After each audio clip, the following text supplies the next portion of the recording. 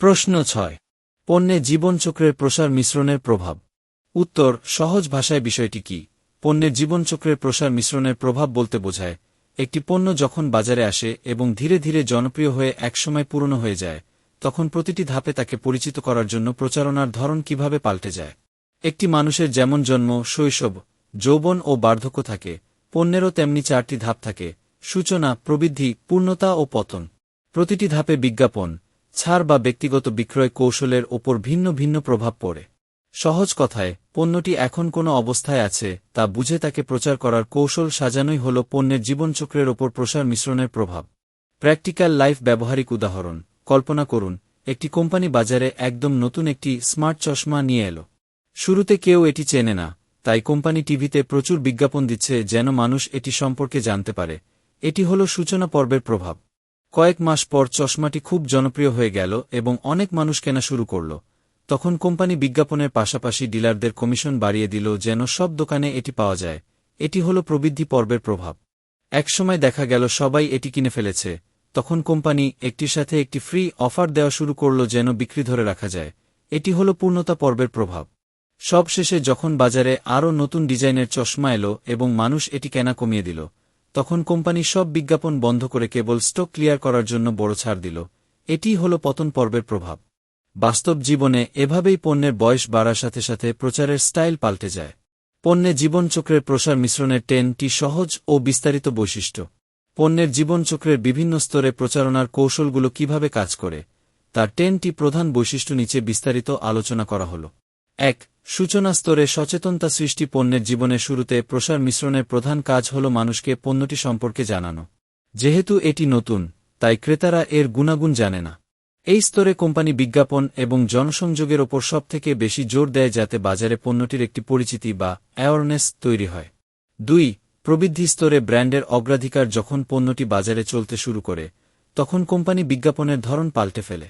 এখন আর শুধু জানানো নয়, বরং কেন আপনার পণ্যটি প্রতিযোগীদের চেয়ে সেরা, সেটি প্রচার করা হয়।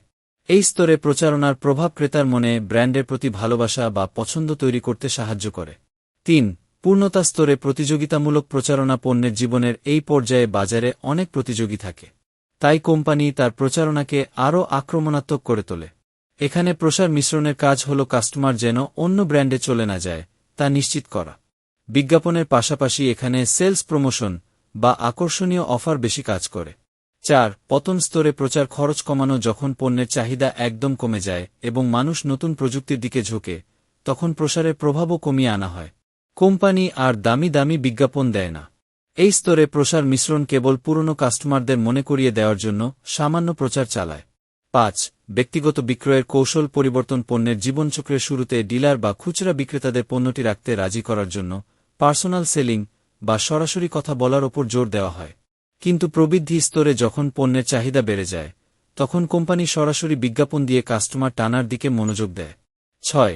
বিক্রয় প্রসারের ভিন্ন ভিন্ন ব্যবহার। সূচনা স্তরে কাস্টমারকে পণ্যটি পরীক্ষা করানোর জন্য ফ্রি স্যাম্পল দেওয়া হয়। আবার পূর্ণতা স্তরে এসে কাস্টমারকে ধরে রাখার জন্য মূল্যছাড় বা কুপন দেওয়া হয়। অর্থাৎ পণ্যের বয়সের ওপর ভিত্তি করে ছাড় বা অফারের ধরন পাল্টে যায়।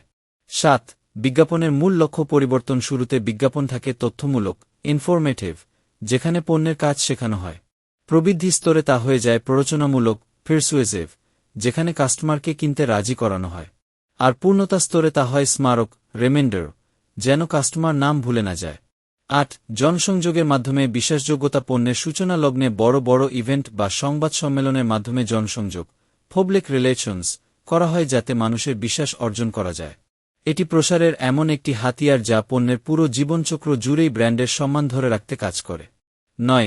সরাসরি বাজারজাতকরণের প্রভাব। পণ্যের প্রবৃদ্ধি ও পূর্ণতা স্তরে কোম্পানিগুলো তাদের নিয়মিত কাস্টমারদের ইমেইল বা মেসেজের মাধ্যমে সরাসরি তথ্য পাঠায়। এটি নির্দিষ্ট গ্রাহকদের সাথে সম্পর্ক মজবুত করতে এবং পণ্যের জীবনকাল দীর্ঘায়িত করতে সাহায্য করে। ১০.